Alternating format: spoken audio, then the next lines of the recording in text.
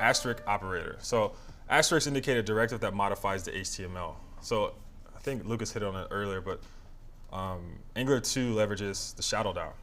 Shadow DOM, part of the web component spec. So there's the template element that we can use to encapsulate HTML and CSS. Angular 2 uses that for its components and directives and whatnot.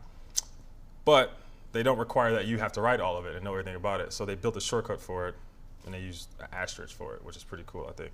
It looks weird, but the alternative is a lot more to write. So either get used to it or you write everything else. So it's just syntactic sugar to avoid having to use the template elements directly.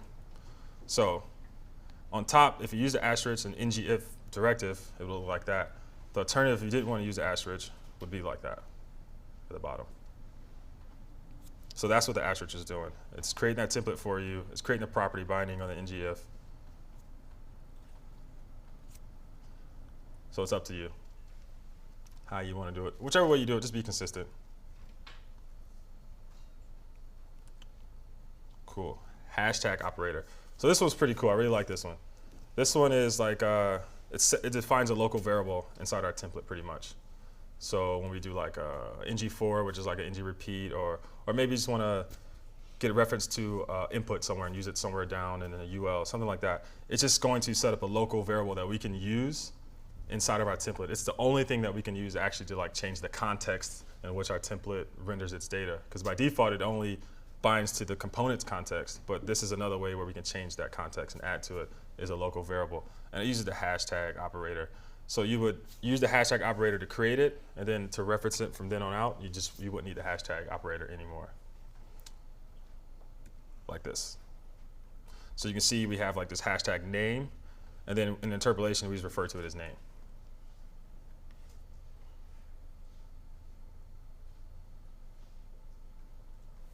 And also within that ng4, I've seen actually you can reference the index, and so it's like hashtag index as well. Yeah. There's a lot of variables that this thing cooks up for you, for sure.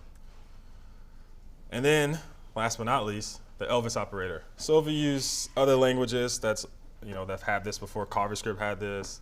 It's pretty much just like, I want to be safe. Is this property on here or not? It's the same thing, but now it's in the template.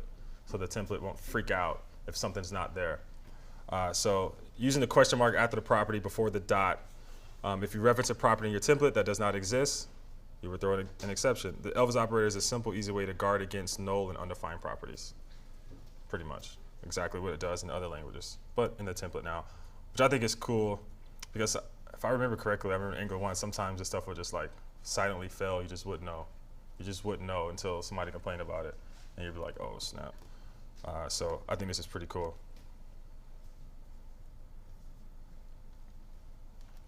And these are all in the plunks, by the way. We're kind of not going into the plunks just for timing reasons, but if you have any questions about how any of these work, then the plunks are there for documentation. Cool. All right, so we went through the slides. I wanted to get through them quick. You got a question? Why is it called the Elvis operator? That's a good question. It looks like Elvis. Because it looks like Elvis has this flippity-do hair, like he had the hair flippy. So Scott, do this so people on the camera can see, like the hair flip. So it's like a question mark. Like this? Yeah, like he had the hair flipped over. Like that? Pompadour. Yeah. I mean, it looks more like a question mark to me. Well, Or, trust me, when he combed his hair like that, it raised a lot of questions. yeah, but then he would look like a question mark, and not, I don't know. I mean, if anything, I would call it a light bulb, but not. That's not as catchy. I don't know. I would have just called it question mark. I don't know. Question. Yes. Is it true that you can use var my variable instead of pound my variable? Actually, I'm not sure if they got rid of that or not.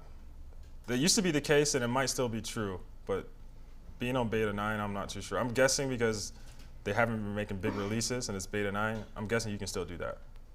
So yeah, I would say that you can still do it. We'll test it out and see. Okay. And then another way, is there any way to add the same event multiple times? The same event multiple times. Please clarify. Yeah, I'm not sure if I get can that. ask him to. Huh.